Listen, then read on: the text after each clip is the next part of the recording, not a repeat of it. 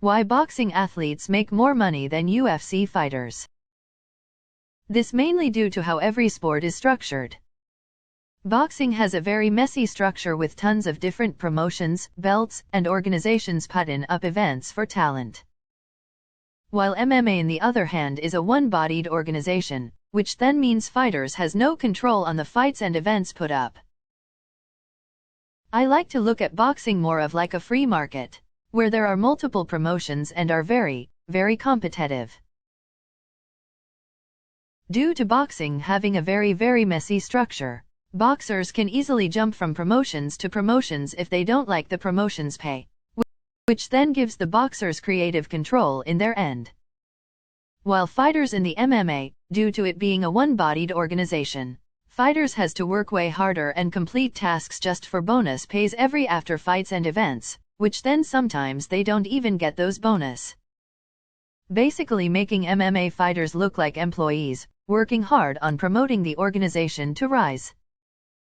That's why you hear people call MMA, UFC, because it's an overrated word for MMA. Here is a clip of George St. Pierre explaining how they promote the UFC. Look at the UFC, for example. Look at UFC, the way they promote the event. UFC is like the Vaseline of petrol jelly. Right. People don't say, hey, I watch mixed martial art. They say, I watch UFC. Right. So the way they promote it, it's UFC 226, this guy versus this guy on the bottom, but they promote the UFC.